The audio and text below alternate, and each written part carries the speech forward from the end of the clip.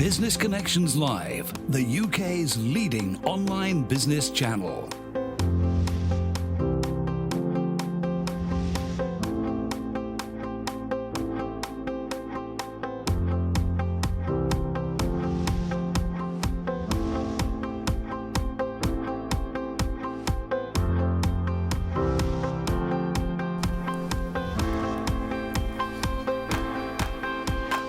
This is Business Connections Live with Steve Hyland. Hello there, welcome along. This is Business Connections Live, the program for entrepreneurs, SMEs and business owners. Now, on today's show, we're going to be discussing what is the value of business PR and do you need an agency or can you do it yourself? My guest on today's show is Sophie Wilson, Director of Sales and Marketing, PHA Media. Sophie, it's lovely to have you with us today. Thank you so much for coming in. This is a big subject we're going to be talking about today, isn't it? It is, yes. Tell us a little bit about you and also about PHA Media. A lot of people, because PR agencies are the organisations that you don't hear about, aren't they? They could be massive. They do a lot of work in the background, but nobody really knows that they're there doing it. This is true. So, yes, I'm Director of Sales and Marketing at PHA Media. I've got a 10-year background myself in tech, media and telecoms. Client side, which I think is quite important because I previously had commissioned lots of PR agencies as a client and worked with them, so I understand what it is that clients are looking for in an agency. And I came over to PHA Media last December. It's a full service agency. We started 10 years ago, actually. We celebrated our 10th anniversary last October. So what does that mean, a full service agency? A full service agency means that we operate across the spectrum, so from consumer to business to sports to digital, political, PR, we do it all, whatever vertical you operate in. Do you think, Sophie, there is a misunderstanding about what PR agencies actually do? About what PR is? Is there a misunderstanding for small companies and small businesses? I think so. I mean, put very simply, PR is about getting your message across to the relevant media in a timely fashion. And that's the kind of crux of it. But nowadays, PR is so much more than just about column inches in traditional press. As an agency that operates across the spectrum, we work in digital, we work in politics, and we help our clients to get their message on whichever channel is most relevant to them to achieve their goals. Is it anything, do you feel like, straightforward advertising on the television? Is that part of it, or is that something that stands outside of it? Or is it all part of a big mix? It's part of the marketing mix. Advertising obviously is key also, but the thing that really differentiates PR is that it's sticky, it's narrative. So this morning on your way to work, you will have passed hundreds of billboards, you will have seen hundreds of ads in the papers and sort of being pushed upon you. But the difference with PR is it's a story. It's a story that you will consume. So you will sit there and you'll open a newspaper and you'll read the narrative and you're more likely to remember a story than you are with the adverts that you're bombarded with on a daily basis. So that's why it's very, very powerful. When you as an agency, when PHA go along to a new client, what's the big mistakes that the client makes in their expectations, do you feel? Well, I think firstly, it's about understanding what PR is all about. It's not just about spin. It's about telling a true, honest story. It's about building a brand. It's about building reputation. And that's what we're in the business of doing. We're in the business of creating trust for our clients. And you need a strategy for that. You need a strategy, you need a contact book, and you need to be able to tell a story. I think often the misconception about PR is that it's just a case of issuing a press release. That's absolutely not the case. It's about having the ability to craft a story and sell that in to the relevant target media, and that's what we do.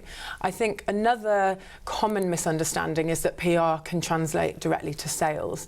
That's not always the case. We can certainly drive traffic, we can raise awareness, we can put you in front of eyeballs, but you know... You are taking the horse to water. Exactly, but But sales is making the horse drink it. I think ultimately, and we have got lots of powerful examples where we've delivered sales for clients that can directly be linked back to our activities. But if we drive the traffic to the client's website and their website falls down, their payment system isn't working, or indeed if their sales team aren't on the ball, then we can't be held accountable for that. But nevertheless, PR is and continues to be an extremely powerful tool for all kinds of different things. And that's why we're in business and we're enjoying our 11th year now of success.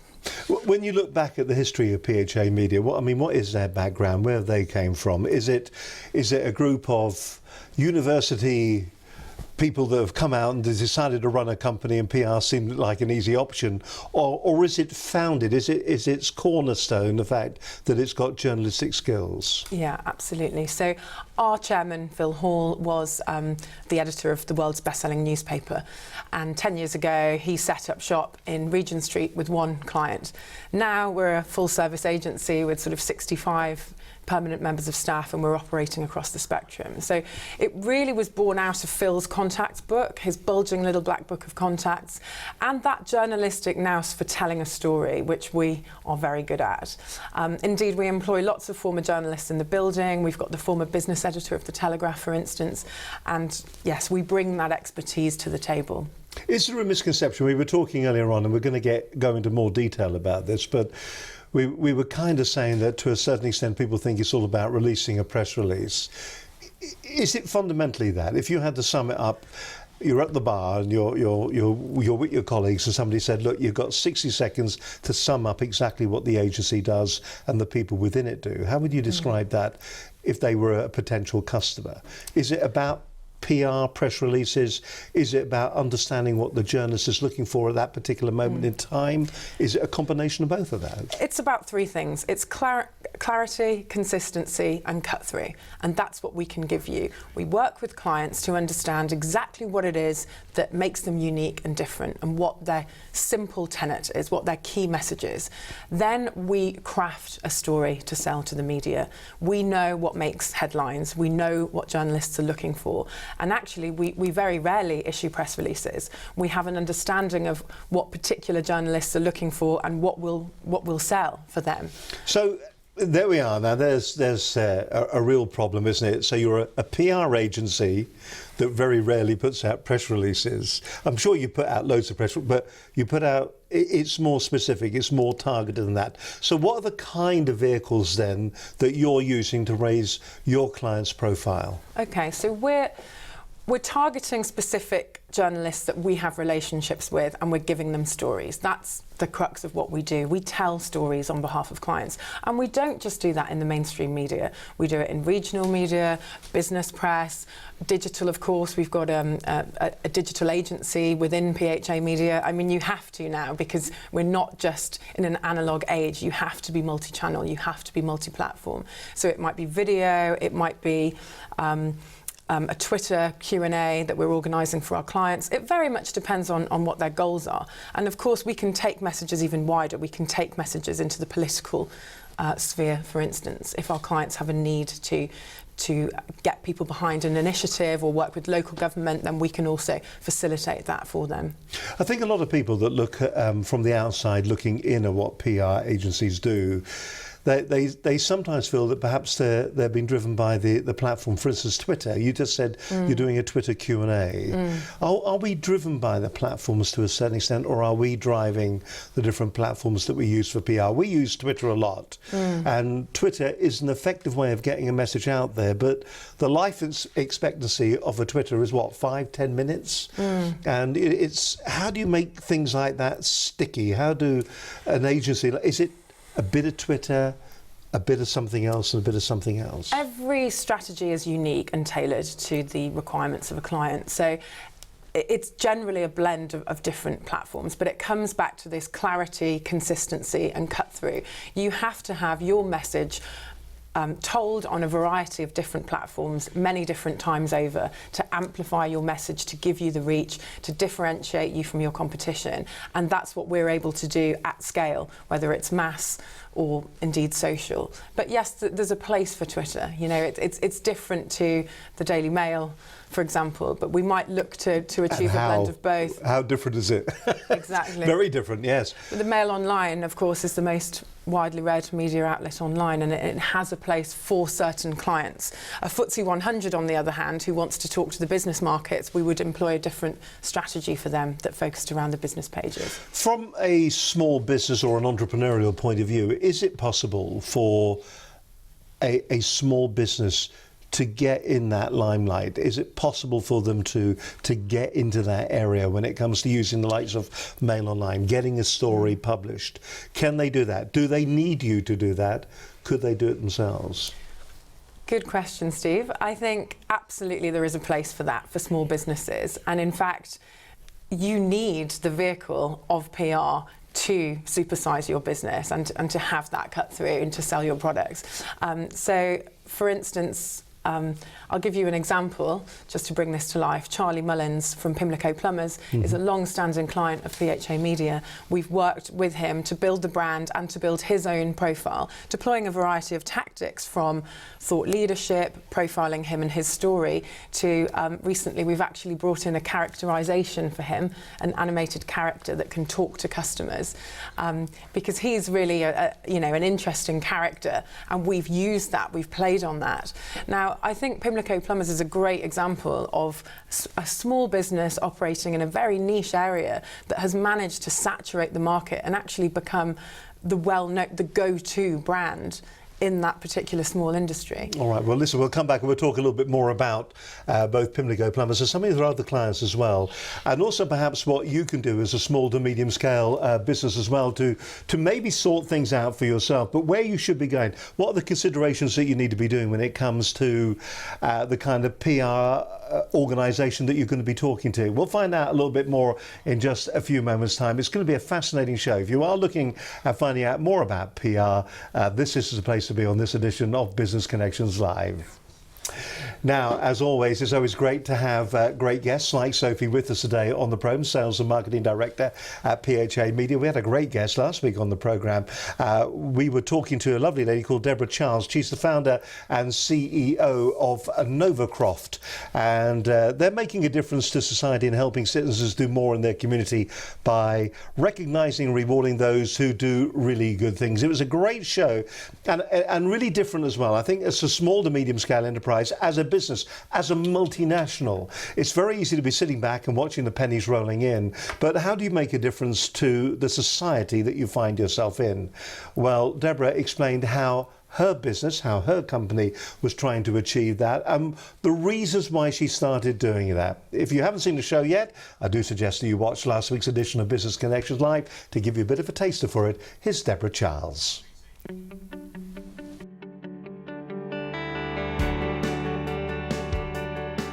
Now, on today's show, we're going to be discussing making a difference to society and helping citizens do more in their community by recognising and rewarding those who do good things. My guest on today's show is Deborah Charles. She's the founder and CEO of Novacroft. Well, it's basically developed from there with looking at how technology is fantastic because you can simplify the complex. And if you can just look at it logically, you can do such amazing things with it. I think the fantastic thing in life is having a helicopter view. Having a helicopter view and seeing what are the challenges and issues facing society, and then what are the opportunities. Actually, it's not just about that helicopter view, it's being able to prepare that into some kind of vision. And then the key thing has always been about finding talented people that are much cleverer than I am at making those things a reality. I think it's part of my responsibility and other business owners and CEOs, etc., to do something to encourage a more sort of diverse range of career opportunities. A lot of organisations and a lot of leaders work in the current and not in the future, and you have to have a nice mix of the both. And talking of people who answer the city, most of the time it's about the current situation, so that does not lend itself to thinking about what talent do we need for the future. And today, I think really when the economy changed, it gave us an opportunity to look at what are the challenges. If we've got people were being made redundant left, right and centre, self-esteem very low, well-being at an all-time low. We've got people children and young people not into education or employment, lots of challenges, businesses going out. What could we do to make a difference? The thing is, so you start with what impact do you want to make? And sort of through 3 years, 4 years of sort of research and development and looking at talking to people in society, what are the difference, is looking at what do we want to achieve. So for an organisation, we want to make a measurable impact on GDP. We all have a part to play in society. My role is to try and do as much as I possibly can to do good things. And that's about, you talked earlier about our team. Well, we have a fantastic team. So if I can demonstrate to them this is the impact we can make, then we can yes, we'll sell our products. But that's about sustainability in terms of our own business. We want to employ more people into our team from our community to do more good things. So it's a cyclical thing, isn't it? By trying to impact on society in a positive way with a team of people, as it grows, the values of the organisation are really important, and keeping that cohesion is challenging. And really probably halfway through my business, I started to realise that actually something inside me that was really important, which is about what's my legacy, and I want to have demonstrated an impact on society. So I've always wanted to bring corporates, the arts, sports and various groups together, sectors together, to help people who've lost their way. Thank you very much. Well, I'm Deborah Charles, I'm from Novacroft, and I've finally remembered who I am, thanks very much.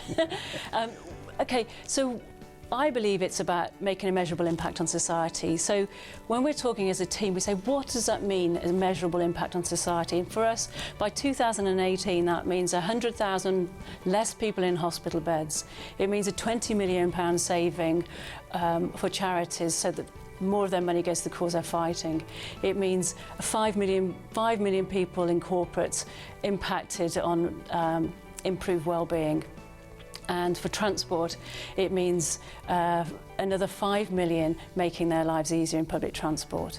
So when I look at that, so what I would say is we start with that, what measurable impact, and then we work back from there and say, what does that mean for our team in terms of how we're going to help society achieve that? For us, that means 35 new clients, and we know exactly what they need to look like. We have an avatar for our clients in the different market sectors, and then we say, how are we going to approach them? And then the other side of that is about organisational resilience. So we look at the products and services that we have, and are they fit for purpose? And everything is about making sure they are as effective as they possibly can to be able to enable us to achieve. And that goes for our processes too. Constant business improvement, and then above all, on top of that, with our innovations and everything to do those two things, is about people. We are looking for talent, we're looking for superheroes. Find the people of tomorrow and reward and recognise them and appreciate them. Understand the skills gap, go out in society and encourage and inspire young people to take up careers in, so study STEM subjects and take up a career in technology. That's what we want. And then maybe one day they'll join Novacroft and help us make an impact on society. And above all, life is about being happy and doing things that you enjoy. And so if we can have fun in doing what we're doing and make a measurable impact on society, then I'm a very happy person. Thank you.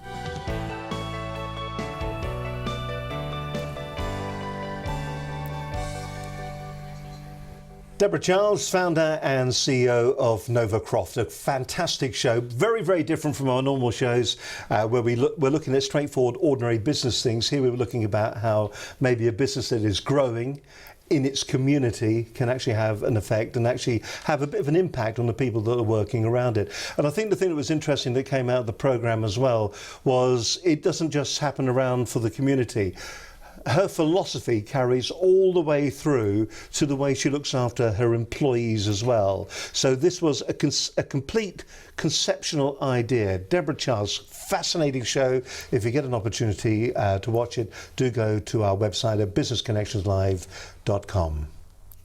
You're watching Business Connections Live. My guest on today's show is Sophie Wilson, Director of Sales and Marketing at PHA Media. We were having an interesting chat while that was on, in fact, but we won't go there just for the moment.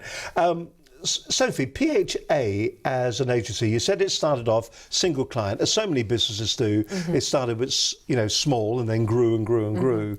But how does it work? I mean, how does an agency like PHA operate? What are the fundamentals behind it and what it's trying to achieve for its clients? Mm-hmm. Well, I think the key difference about an agency is that we have now 65 strong staff in the business. So every morning we come in very early and we monitor the media agenda, so proactively and reactively. We have a team of about 12 people upstairs who are combing through every single newspaper, magazine and supplement. Equally, we've got screens all around the business. So it's almost like a newsroom. We act like a newsroom and we function with the tenacity of journalists, you know, selling stories and keeping an eye on the media. So that allows us to be really at the cutting edge of what's happening. It allows us to place our clients as the media agenda arises. So there may be something coming up in a story about, for example, this morning on the news, there was a story about charities being investigated on the back of the scandal last year involving the tragedy with the lady that sadly died, and direct marketing and how charities are now looking at that. So what we would do is we would look for the opportunity to then place our client as a thought leader or as an expert on a specific topic in the media as it arises, which is enormously powerful. Well, I was going to say, is that a way that maybe small businesses in their local market should be trying to position themselves? Should they be maybe talking to local media, be it press, maybe even local radio, maybe their local BBC channel, trying to say, look, I'm an expert in this, so I can come on? Absolutely. And it comes back to your objectives, but as a local business, obviously you're going to be locally targeting first. So talking to the regional media is a great place to start, building those relationships, forging that connection with those journalists, so that when a story arises next time, you're wanting to get to the place where the journalists come to you to comment. As when you talk to your clients about this and your clients say, look, we think we could be an expert in this particular area, is there a way that you would advise your clients to prepare to do that? Is it a case of that you understand what the journalists are looking for, so therefore you need to say to your clients, you need to prepare in this particular way, you need facts, you need figures, you've got to remember that it's not just promoting your business. Do you prepare your clients to do that? Absolutely. I mean, we prepare them, we media train them, we help them to have the strategy to talk to journalists. Is there any advice you can give our viewers right now? What would be maybe the top two key things that you need to remember if you're trying to be a local expert in your local market? What would be the things that you would say to your client? I'm a new client. What do I need to do, Sophie? Okay, well, if you're a small client locally, it has to be a local story or journalists won't touch it. So have your strategy, make it highly targeted and make it relevant. There's no good going to I don't know, the Liverpool Echo about a story that's taking place in Brighton. They just won't touch it. And the same with national media, they won't really be interested in local stories. So know your audience, have your strategy, and be aware that journalists are very busy. You know, so you have to be bullish, you have to be tenacious, you have to pick up the phone. There's no good sending them a press release and thinking that they'll pick it up in their inboxes. They're busy people. You need to really is it a case that you send out, I want to be an expert, then you follow up at calls? I would imagine that, I mean, what's the average number of press releases a journalist is going to receive? 200-300 a day, all Yes. followed up by 200 or 300 calls. Is there a shortcut, or is that where you as an agency comes in because you're carrying that gravitas of a respected agency? Yes, well, I think it's about relationships. You know, as with so many things in life, it comes down to the relationships. And we've worked very, very hard over the years at PHA Media to cultivate those relationships with journalists, to know what it is exactly that they're looking for. And then we're a trusted source for them. We help them to do their job. I think in this day and age, there are actually more PRs than journalists. And we're helping them. We're giving them almost set-piece stories to take out there. How important is it to make certain that when you're writing a press release, and this goes to maybe what you see on websites a lot of the time, that you're writing an interesting story? A lot of websites you go to are, we've been established for 1400 years, we've got 300 people working for us, we get in at 9 o'clock in the morning, Yeah. and the first thing we do is have tea and cake. I don't care. Do you make the widgets that I want? Do people approach the way they write, the way they present their business the wrong way sometimes? I think so, and you hit on it before. It's not about the hard sell, it's about the story. And that's what we do. We're master storytellers. We know and understand the headline. We can craft the headline. But there's lots and lots of other ways as well. It's not just about traditional press, let's not forget. It's about telling an owner's story. It's about, is it a rags to riches tale? You know, how did this person get from point A to being successful CEO of an international company? What's the human story behind that? And that's a very popular thing to do business profiling, which we've done, owner profiling, which we've done successfully for a number of clients. These are the epiphany moments, aren't they? It's when somebody comes along and they go,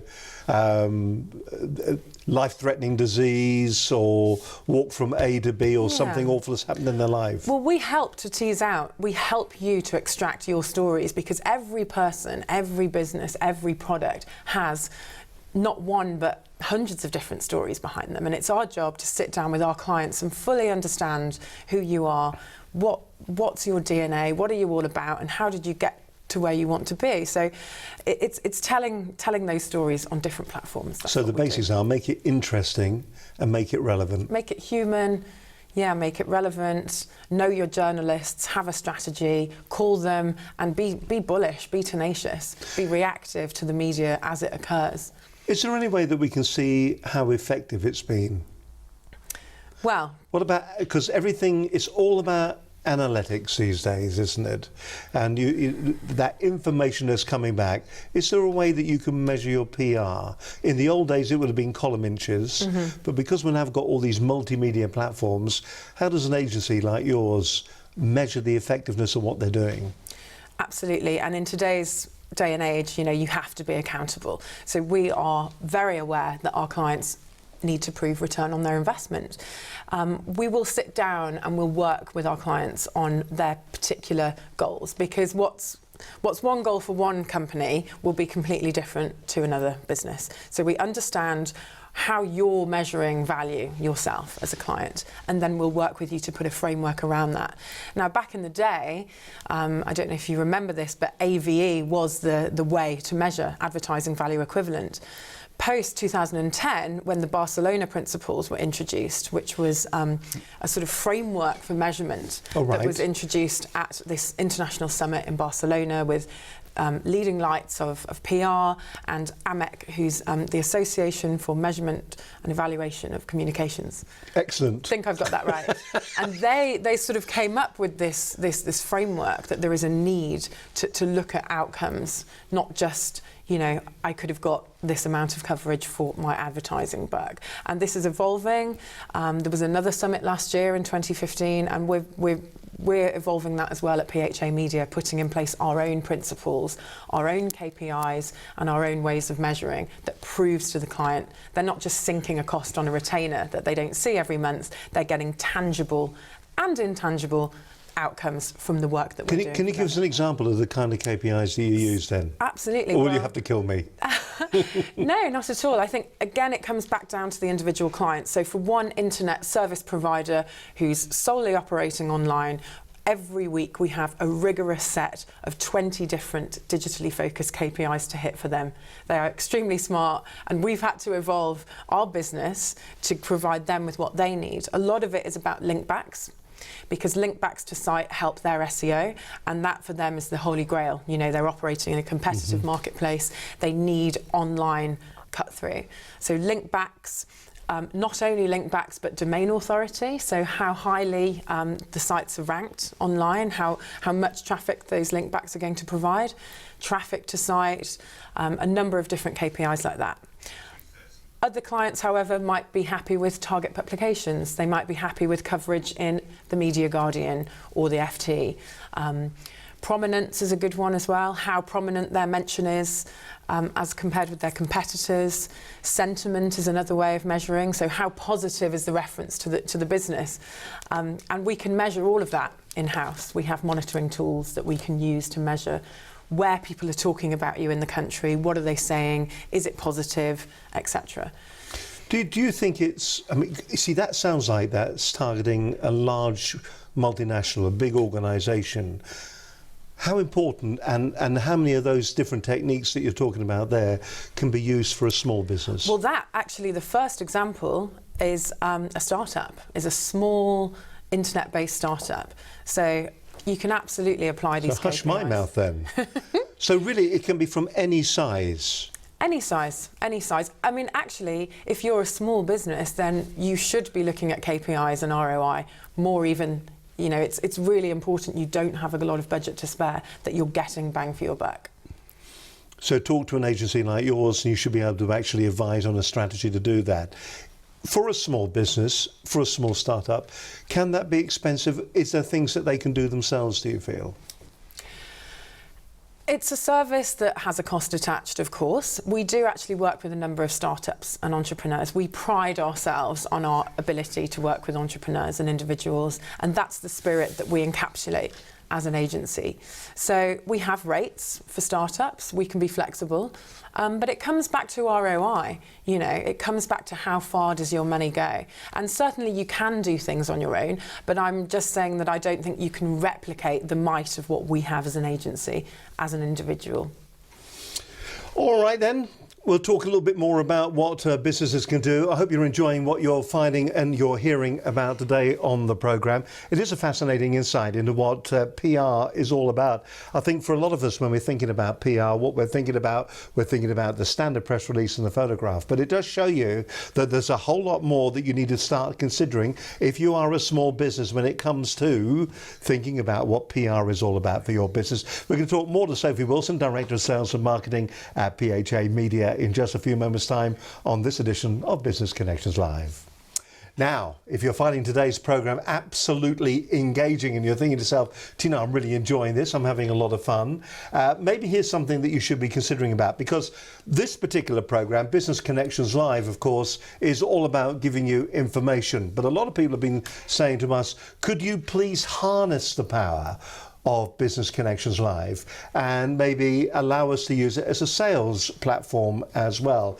And we've been thinking a lot about this over the past couple of months, and we've decided that what we're going to do now is launch another program. This is going to be happening over the next couple of months. We call the program, and it's sitting here on my laptop at the moment. It's Business Connections Direct, the sales show for entrepreneurs. Now, if you're looking to present your business to your customers and stakeholders as the market leader, if you've got a product that needs promotional and marketing material to generate sales, you want to give a detailed explanation of what your product is all about, or you just like to position yourself within your industry sector, your niche market, as an expert in your field, then the sales show for entrepreneurs, Business Connections Direct, could well be the program for you.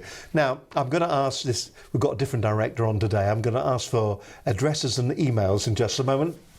There we go, little clue there for him, thank you, Will.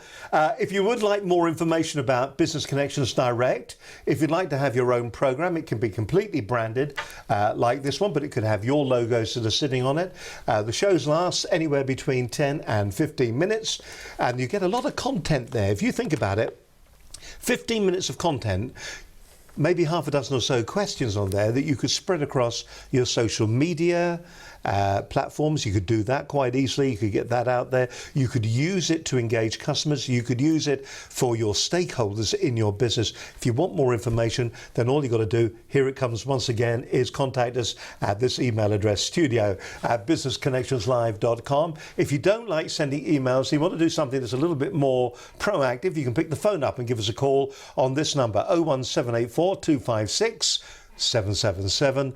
And if you want to follow us and get our consciousness, a stream of consciousness that is Business Connections Live, then you can follow us on Twitter at BCL Business TV. That's all the ways you can get in touch with us. We'd love to hear from you. If you just want to have a bit of a chat about the whole concept or the idea, you can go to our website, check out Business Connections Direct. If you want to do something that is more sales orientated when it comes to doing a marketing campaign for your business, just go to the website. It's as straightforward and as easy as that. You're watching Business Connections Live. My guest on today's show is Sophie Wilson, Director of Sales and Marketing at PHA Media. If you're just joining us right now, give us the 1-minute pitch on PHA Media. They are a full-service integrated PR agency based in Soho, working with clients across the spectrum to raise their profile in the press, online and in the political spectrum. The boss will be very pleased about that. That's very good. Obviously well practiced. What are the other key areas? I mean, we've talked about the basics and also the measurement that comes back. Let's just talk a minute about a problem that a lot of large organisations and small organisations have when it comes to their reputation and crisis management. How does an agency like yours help them? Well, I think 2015 was the year of the PR scandal. I mean, everybody remembers Dieselgate, the Volkswagen scandal, for instance, and it really highlighted the need to have a proactive crisis communications management strategy in place. And that's what we do a lot of at PHA Media as well. We're quite well renowned for it. But of course, I can't disclose to you who any of our clients are. Yes. It's highly sensitive. But what we do is we train CEOs, C-suite execs and stakeholders around communications, how to deal with a crisis and how to plan for one. Because you'd be surprised by quite how many of them don't have a plan in place. And as we've seen, the tide of a public opinion can turn against you so easily, and it's really important to be ready to be there, to respond to the media appropriately, to restore trust, because that's ultimately what this is all about. It's about reputation and trust. Do you think a lot of people in industry take their lead from politicians and will beat around the bush a little bit? They won't give a straight answer to a direct question. For instance, we talked there, we alluded to VW. Did it need somebody to stand up there and go, we're sorry? It's often the case that it is a simple human engagement and an apology that is required. And I think too often lawyers come into the situation and there's a sort of reticence to do that in case there's a mea culpa. But actually, it's just about showing your humanity as a brand. And if you have done something wrong, then not being afraid to stand up and say, I'm sorry, you know, we're being honest, this is the situation and this is how we're going to address it going forward. As an agency, it's very important. As an agency then, when you're talking to your clients, should they have some form of contingency planning for that to happen? Obviously, every business, I firmly believe that things happened within VW that different people didn't know were happening, or there were misunderstandings. But the trouble is that once it all comes together, it becomes together as a wall of criticism. Should any business have some form of crisis management planning in place? And if they should, what should it be? That's a big question, isn't it? It is a big question, and it's probably not Should one we do that another I hour? could respond to today. It would certainly be one that we could explore with our experts in the subject. And we actually do have downloads available on our website all about crisis planning and strategy and what are the steps to take to put it in place. I think today it would be too much to kind of lift the lid on all of that. But in short, absolutely a proactive plan should be put together. Because it's about this reputation piece, it's about trust, and it's about building that relationship with an audience. And I think, to go back to what we were talking about earlier, that's what PR is all about. It's about connection, it's about storytelling, and it's about humanising yourself. Whether you're a small, independent, an entrepreneur, or a multinational, it's about telling that story and building yourself as an expert, building trust. We work with clients in the healthcare sector, for instance, and if you're a consumer who wants to go out and have laser eye surgery, that's quite a concerning, scary thing that you're going to embark upon. You want to know that the clinic that you choose to give you that service is trustworthy. And if you Google them and you see that, you know, this surgeon or that clinician is quoted as, you know, being the expert on the subject, then you're much more likely to go and have that service because you feel trust. And that's what we're in the business of doing at PHA Media. We're building trust with brands and consumers. But when that should happen, I mean, because we've got all these different social platforms that are sitting out there, it doesn't take a lot to damage a reputation. So what can you do to protect the reputation of a client, particularly if it's unjust? Well, I think you have to have a response. You have to be prepared and ready to respond. That's the first thing. Too many people let things run.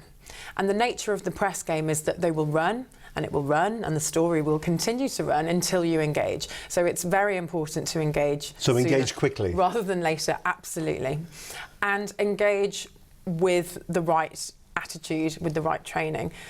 We've seen people respond emotionally sometimes to things. It's a human instinct to respond in an emotional way, but that's not always the best way, you know, and sometimes you need an agency there to give you that filter, to give you that objective perspective, and to help you with your line that you have to stick to, because journalists are clever people. They'll try and take you offline, they'll try and veer you into places where you might end up saying something that you don't mean. And we help clients to stick to their line, to know what they're saying, and to ultimately be honest and transparent.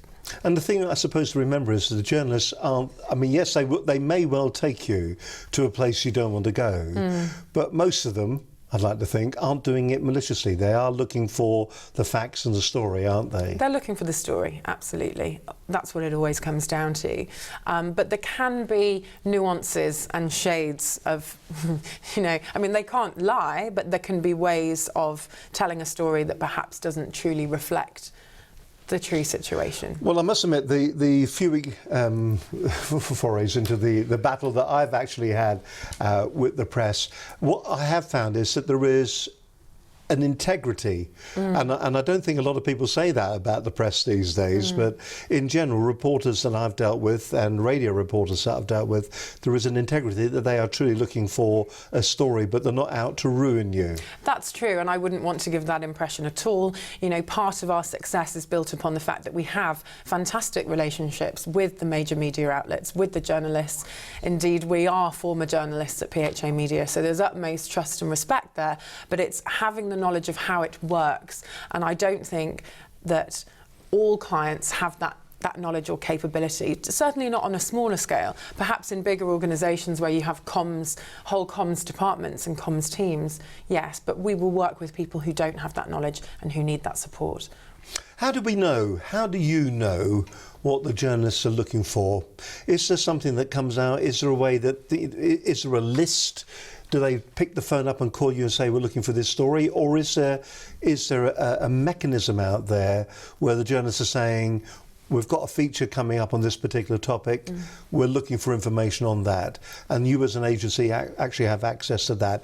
Is there something like that going on in the background? It's a bit of both. It's our knowledge of the media, of the particular publications, of what the journalists' interests are, and having that relationship with a journalist. You know, we work with a lot of sports and leisure brands, we work also with consumer brands, and if, I don't know, say a company sells wedding gifts or a wedding service, and we know that a journalist is about to get married, they'll have a personal interest in that, and we can talk to them about... Well, that's really cunning, isn't it? Well, it's a tactic. It's a tactic, and it works. You know, it comes back to that knowledge and the relationships. Now, what we haven't done, we haven't touched on any case studies, and it's always interesting to look at that. One of them that surprised me, didn't realise, is Purple Bricks. And if you're not familiar with Purple Bricks, the estate agent with 5-star local property experts and thousands of happy customers. Now, we're not promoting them or on the programme that we're talking about right now, but what we are saying is, here is a brand that 3 months, 6 months ago, a year ago, nobody had heard of, and all of a sudden they seem to be everywhere. How do you do that with your business? I think it's a fantastic example of how PR can be so powerful, because we worked with purplebricks.com from startup to flotation, and we've been on that journey with them. So the CEO, Michael Bruce, previously hadn't done any interviews. He wasn't sort of out there in the press talking about his life. We helped to tell that story, and we did it in a variety of ways. We deployed various different tactics. Firstly, we told his story, so there's the owner story. We profiled the business in the business pages as well, which is really key actually when you're a startup or a small business, to tell your business story as well. That's often of interest to the business press. There was also a powerful consumer story about how they were innovative and they were disrupting the marketplace. So we told the consumer story as well. And then finally, there was a financial element. Now, PHA Media is quite different in that we're not a financial agency, but we have that expertise in-house to also talk to the market. So we profiled the story, and only a few months into working with us, actually, purplebricks.com received investment from a preeminent hedge fund manager, and the great success story is that they went to IPO and were recently valued at 250 million. And, you know, of course, that's not all PR, but what a great success story. It was largely due to the publicity that we secured for them that they were voted #1 in Startups 100, which, of course, put them on the map. And it's just been growing and growing ever since then. So we're immensely proud of that. Is there one lesson, perhaps, maybe from their example that could be applied to any business that would help any small business owner? Is there anything at all? I think it's the power of the story. It's understanding the different levels of the stories that are going on there. There's the consumer story, which in itself is hugely powerful, topical, disruptive, you know, and an enabling platform. There's the owner's story as well, which is very powerful. It was combined, of course, with the advertising. So that's a great example of where there's a marketing mix. It's not just PR, it's complementary to the other activities that they were doing. And yeah, more publicity. More publicity. It's interesting, a company that you hadn't heard of, and then that quickly, over what period of time?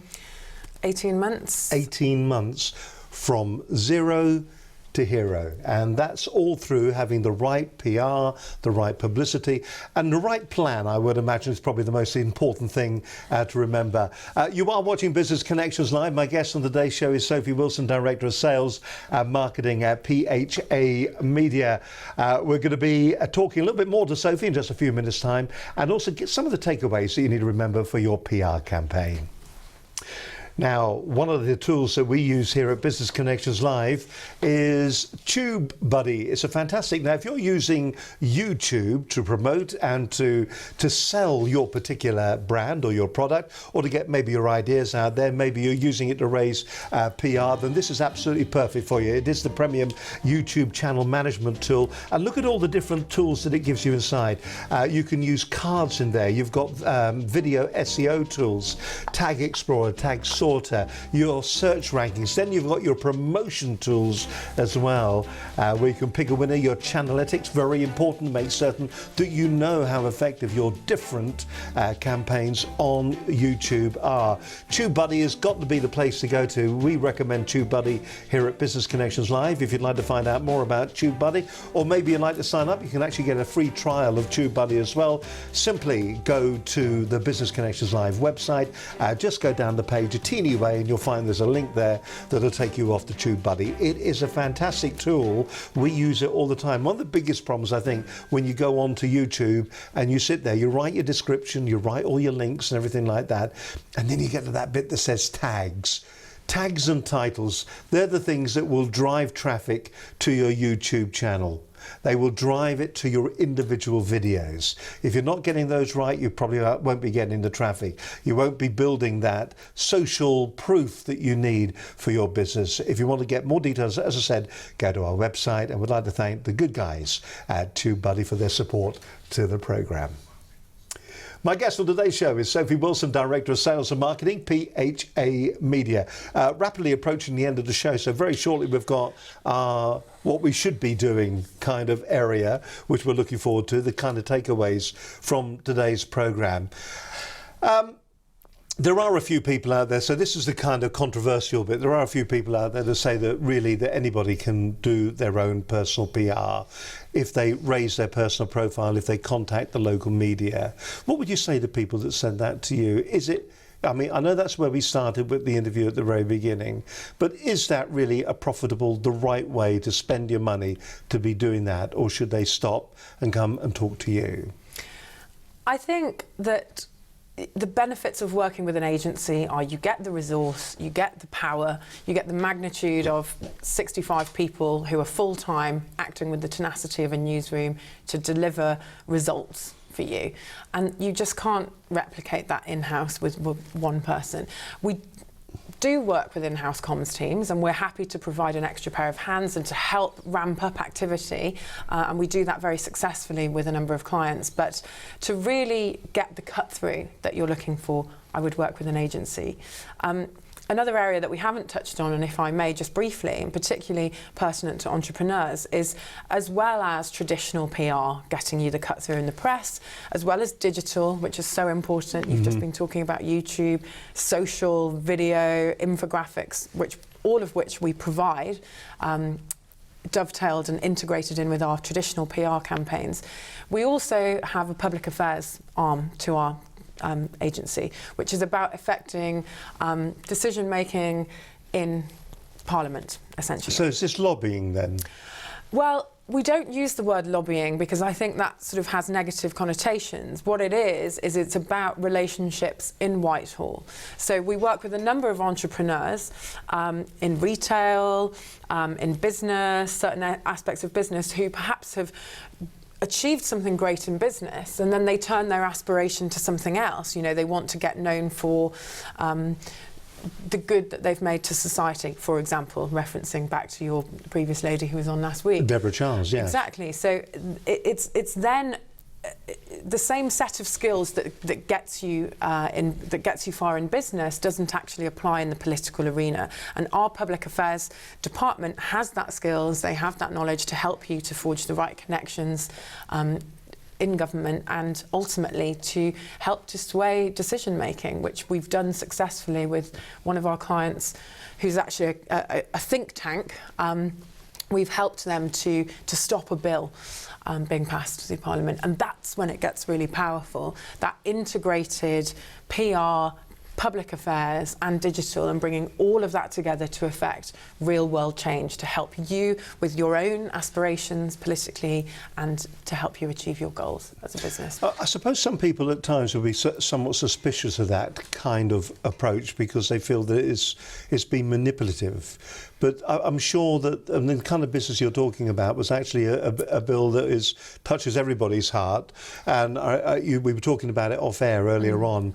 So it's as long as it's done ethically and correctly, then it's the right way forward. Absolutely. Well, we are bound by regulatory law. We are on the APPC register, we're accredited, that's the Association of Professional Political Consultants, as well as by the PRCA, which is we have the communications management standards. So it's regulated and it's just another way of building relationships and educating and telling a story, which is all we're doing. We're just doing it as well in the political sphere, which can have very, very powerful results.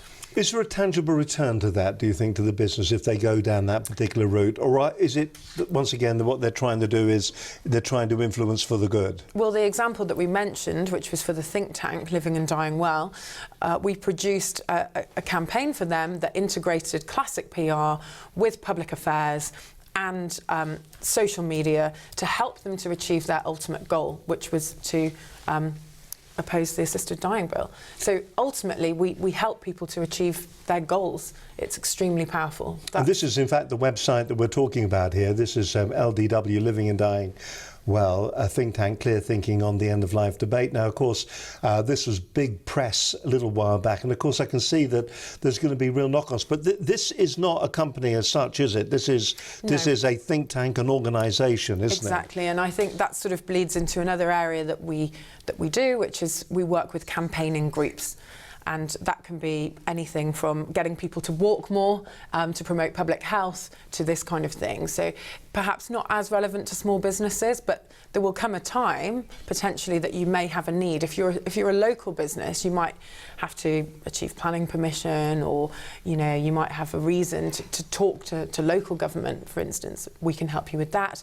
If you're an entrepreneur who has political aspirations, again, we can help you with that, and we've won awards for our work with party conference events and our work with LDW, which we were recognised for the Consultancy Campaign of the Year for Public Affairs, which really, for us, we're immensely proud of. I think it reflects our entrepreneurial spirit as an agency, that our fledgling Public Affairs department, which didn't exist 18 months ago, has achieved this high industry accolade.